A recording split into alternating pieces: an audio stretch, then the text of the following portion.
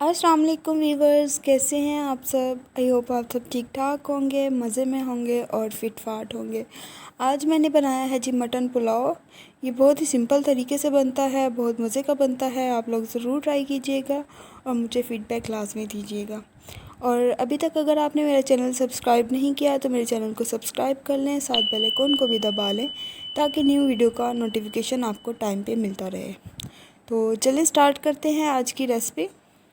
तो सबसे पहले जी मैं यखनी के लिए पोटी बना लूँगी। उसके लिए 1 चम्मच सौंफ, 1 चम्मच सूखा धनिया, 1 चम्मच ज़ीरा, ये 5-6 लौंग हैं, 2 बड़ी इलायची और एक पूरा लहसुन जो है उसको छिलकों समेत ही मैं कूट लिया था। इन सब सारी चीज़ों की पोटली बना लेंगे।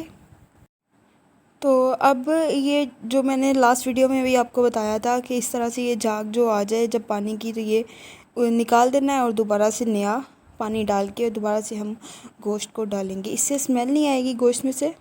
अब इसके अंदर मैं पानी डालूँगी, 8 गिलास मैंने पानी डाले हैं।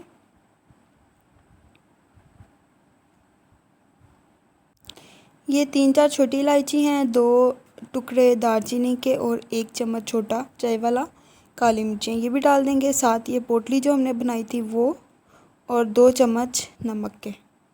नमक आप अपने हिसाब से भी डाल सकते हैं।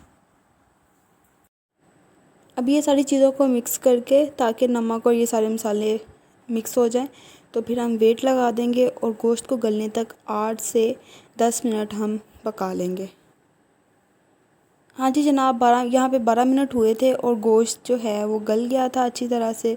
अब गोश्त को अलग कर लेंगे और यखनी जो है उसको हम छान लेंगे। अब चावलों के लिए 1 कप ऑयल को हल्का सा गर्म करके और उसके अंदर मैंने 2 प्याज डाल दिए रफली से कटे हुए, और इनको हम ब्राउन कर लेंगे। ज़्यादा डार्क नहीं करना, लेकिन ब्राउन करना है। लाइट भी नहीं हो, ज़्यादा डार्क भी ना हो, मीडियम सा हो। ये देखिए इस तरह से हैं, कुछ वाइट हैं और कुछ ब्राउन हैं। इस टाइम पे आके मैं इसके अंदर डाल दूँगी अदरक लहसुन 1 टीस्पून। अदरक लहसुन ज़्यादा नहीं जाएगा क्योंकि लहसुन जो है वो हमने यखनी में भी डाला था, तो बस 1 टीस्पून इनफ है। इसको मिक्स करेंगे।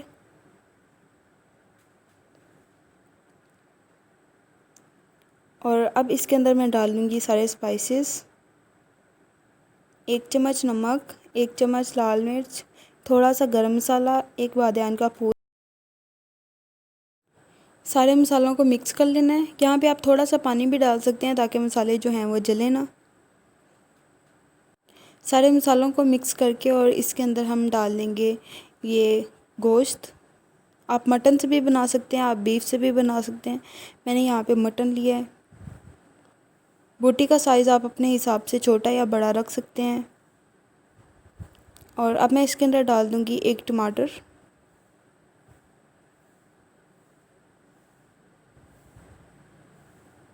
और अब इसको हम इतना भून लेंगे कि टमाटर जो है वो सारा सॉफ्ट हो जाए और गोश्त है वो भी अच्छा सा भुन जाए।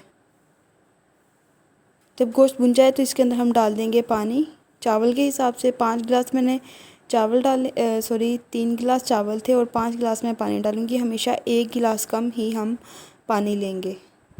तो इसके अंदर अब मैंने डाल दिया हरी मिर्चें दरमियान से काट के, बस 2-2 टुकड़े करके।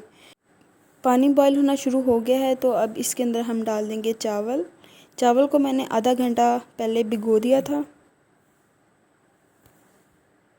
और इनको हल्के हाथों से मिक्स करके और हल्की आंच पे हम इतना इनको कुक करेंगे कि जो पानी है वो सारा ख़त्म हो जाए।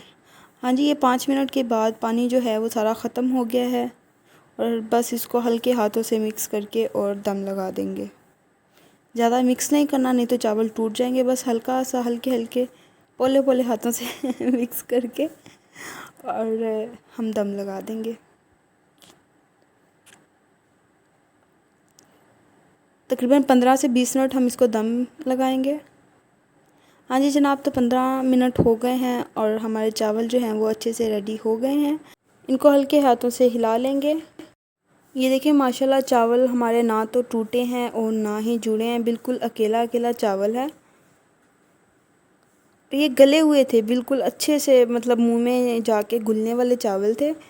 لیکن یہ ہے کہ پانی کی جو کوانٹٹی ہے وہ آپ نے اس کا حساب رکھنا ہے. اگر 2 گلاس چاول ہیں تو آپ نے 3 گلاس ہی پانی ڈالنا ہے، زیادہ نہیں ڈالنا. تو میں ان کو ڈش آؤٹ کرتی ہوں اور پھر میں واپس آتی ہوں. ہاں جی جناب، تو میں نے زبردست سے مٹن پلاؤ کو ڈش آؤٹ کر لیا ہے. یہ بہت مزے کا بنا تھا اور بالکل سمپل سا طریقہ ہے.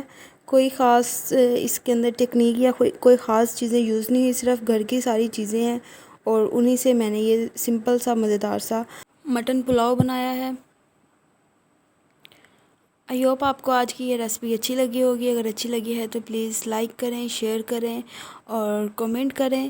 اور اگر آپ نے ابھی تک میرا چینل سبسکرائب نہیں کیا تو میرے چینل کو سبسکرائب کر لیں، ساتھ بیل آئیکن کو بھی دبا لیں تاکہ نیو ویڈیو کا نوٹیفیکیشن آپ کو ٹائم پہ ملتا رہے.